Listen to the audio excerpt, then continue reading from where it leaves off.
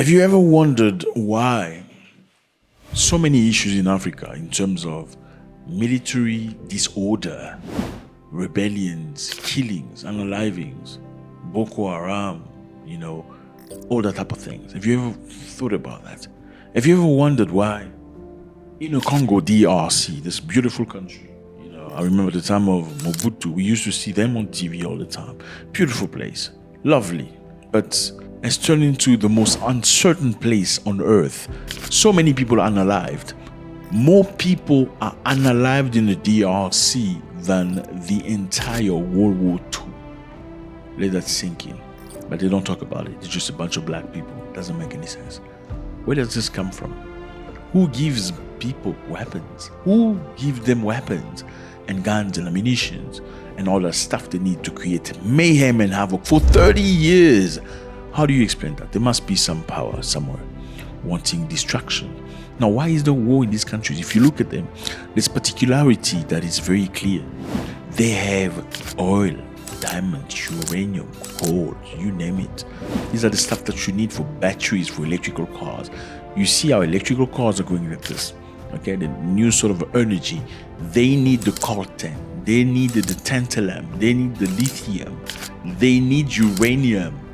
And where do you get that stuff? If you look at all the countries that have that stuff, there's major war. You don't understand where the war started, and you don't understand who gives them weapons, but people are still fighting and the technology is growing.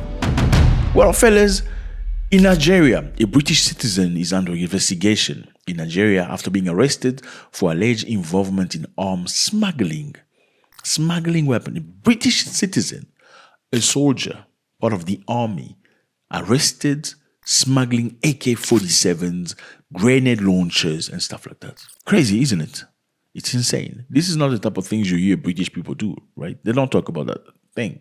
Initial reports in Nigeria media suggested that the suspect is a British Army officer.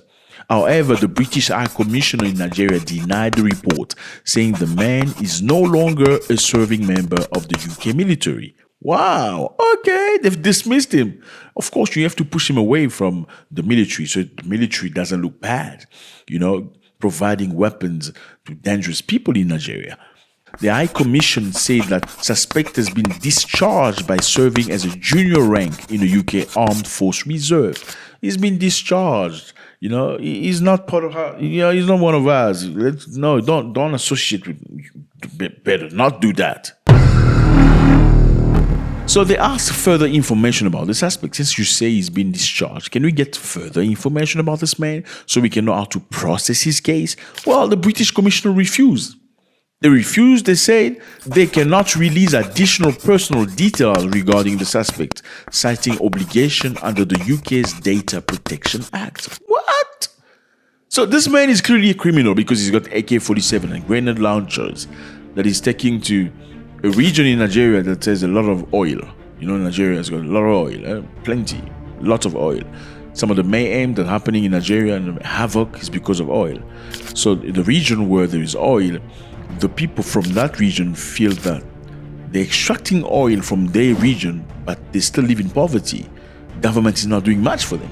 It makes no sense. If that's really the truth, then it makes no sense. Like, why would you extract oil from our land? This is our ancestral land. Because just remember here, Nigeria as a country is a myth. It was created by the British. Before Nigeria became Nigeria, people were just tribes and ethnic groups. Some of them feel like they were forced to live together. People from the Biafra do not like Nigeria as it is. They want to be their own country because they feel like their behavior is not the same.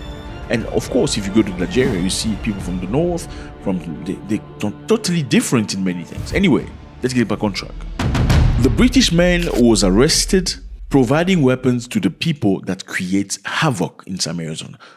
The nature of havoc, we're not going to talk about that right now. But the problem is the people that are not the legitimate government are getting weapons by a British movement. The suspect was reportedly intercepted by security operatives in Nigeria's commercial capital, Lagos, as he attempted to board the flights to the UK, according to local reports. Congratulations to the security operative in Nigeria. This is a tremendous job you've done. I mean, you hear all these stories about you beating people up, innocent civilians, installing fears into the civilians.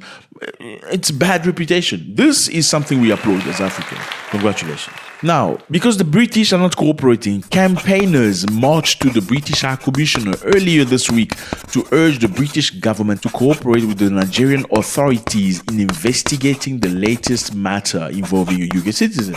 The Nigerian authorities have yet given details. So they're pushing the British, give us details. We want more of your involvement so we can prosecute this guy. They say, no, we can't give you information because, well, he's a British citizen. You're nobody. You're just a bunch of black people. We ain't going to give you nothing. Crazy stuff. And now we're going to South Africa. Yeah, fellas, South Africa is a map. Beautiful place, lovely people. Have you visited South Africa before? Well, you should. Okay, Johannesburg, Cape Town, Durban, George, many other places. Each place has its own twist and twing and whatever you want to call it. Different types of vibes. You're gonna love it. Anyway, but just be very careful because it's not the safest country either. You gotta be honest about that. Okay, now Cyril Ramaphosa, president of South Africa, has called a group of 59 white South Africans who have moved to the US to resettle cowards. He said they will be back soon. Let me repeat myself.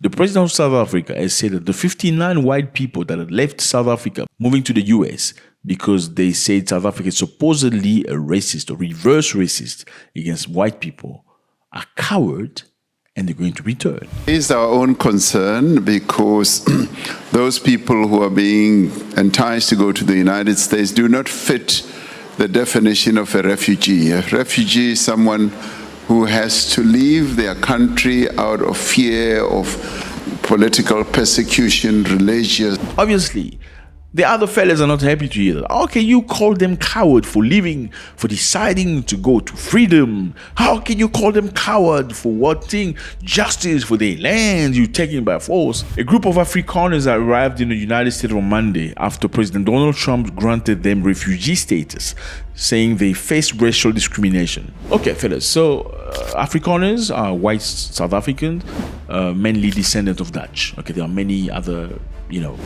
white people from Europe, like Germans and French and stuff, but the Dutch are the majority. So in most cases, people consider them as, descendant of Dutch. They came to Africa to stay, unlike most white people that came to Africa during colonialism, to steal and go away, to take the gold, the timber, the diamond, and go back to Europe. The Afrikaners came to Africa to stay, to conquer and be. Now, they went to Southern Africa. They chose South Africa because obviously the temperature, it's a southern hemisphere, which is very close to Mediterranean temperature, so very adaptable, unlike the tropical area of Central Africa, Congo, Uganda, which is sometimes very difficult for many white people that are brand new. Anyway, the Afrikaners went to South Africa with the goal of staying. However, they did not go with the goal of staying with the blacks. They went there to conquer. Sometimes took land by force from black people that owned the land, and they abolished by any means black people from having any land.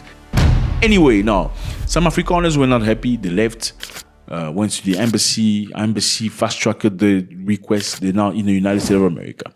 And some people are saying, obviously, well, things are going to be different there. It's not going to be South Africa. You're not going to have these advantages. And Cyril Ramaphosa say you are coward. Why? Because you don't like change. You don't want to see black people do good. You just used to being on top. You hate it that there's going to be equality. They say for the oppressor, equality sounds like oppression, and that's how black people perceive it. Ramaphosa, who's the president, say, it's okay, they're going to come back, don't worry. They're gone. When reality hit them, they're going to come back. Who do you think is right? Do you think the black people of South Africa is right to say we need our land back? We don't have to pay you for the land your grandfather took by force? Or do you think the white people are right to say, well, it's my land because my grandfather took it? Well, I wasn't there. My grandfather wasn't criminal. He bought the land from your grandfather, because that's the argument some people present. Now, let me know how you feel about that. Should the government take it? I mean, 8% of the white population owns 70-something% of the land. Is that how it should proceed? Now we're going to Gabon. Yes, Gabon, fellas. Have you been to Gabon before? Beautiful place, lovely people, nice beaches. They speak French. Why? Because they were colonized by the French. You know, French people came in 1884. They took all these lands. All these countries were French. They beat people up. They forced them to stop speaking their home language, forced them to speak French. And today, they pride themselves in speaking French. Elle n'ira pas dans les prisons européennes. On vous parle d'école, on vous parle des hôpitaux, des routes, d'électricité, de l'eau, surtout la santé. Donc vraiment, c'est une dame dangereuse. You know, French Africa. The more you sound like a white French man, the more they perceive you as an intelligent man. The more you sound African, they go like, no, I'm telling you the truth. The more you got your African accent, they don't give you time. You're not that smart. As if there are no French person who's French who's stupid. They will perceive and estimate the level of respect they will give to your intelligence by the way you sound it. In Gabon, Sylvia Bongo and Noriden Bongo have been freed. Not necessarily freed, but they've been moved from prison to house arrest. Who are these people? This is the family of the previous president. Previous president is this man. His name is Ali Bongo. Okay, he was ousted by the president. For some of you that watched the video, where the president was doing some not incantation, but spiritual prayer, calling the spirit. Now, that president calling the spirits used to be a bodyguard of the father of this president, Ali Bongo. This is the person he used to be the bodyguard for. His name is Omar Bongo. Omar Bongo stayed in power for about 42 years. Yes, fellas, crazy stuff. And after him, his son took over. And once his son was in power, the country wasn't moving forward very much. The bodyguard of the father eventually decided to house the son. Why? Because the son was sick. Look at him here, walking. He was very sick. He had what do you call it? When your clot goes to your brain. I forgot the name. Yeah. So he had that. And he still wants to stay in power. Look, I'm not leaving. He didn't want to. Look at him with the French president. Like, the guy is done, but he still want to stay in power. So the bodyguard said, nah, this is a great opportunity for me. I'm not letting this guy stay. He took over the country. And by taking the country over, he also arrested his wife, the president's wife, and the president's son, accusing them of corruption, embezzlement, money laundering, and many things. It sounds pathetic, like you just condemn people. Well, they were very much involved in many things. The wife of the previous president got many contracts from oil companies on her name to facilitate the entry of these external businesses.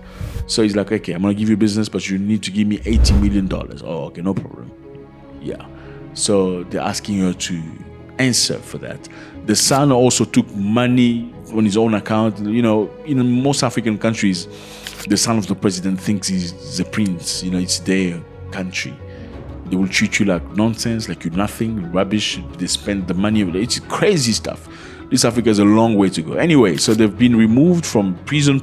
They're now sitting in house arrest. And people are wondering, and this is because of the pressure from the African Union. The bodyguards eventually became president. They pressured him, and he went through elections, and he won with 95%. And I don't know. It's real election. It's definitely 95%. It's a real election. Anyway, so now we're wondering, are these two people, meaning the ex-president's wife and son, are really going to be through real trial? Or this is way, very slowly getting them out? Let me know how you feel about that. So that's what it is, fellas. A British citizen has been arrested in Nigeria with AK-47s and grenade launcher. He came to sell or deliver to some of the crazy people in Nigeria. Is not an easy place to be. Hey, don't go to Nigeria. Eh? Don't go to Nigeria. No, leave Nigeria for Nigerians. Yes, do that. Yes, do that.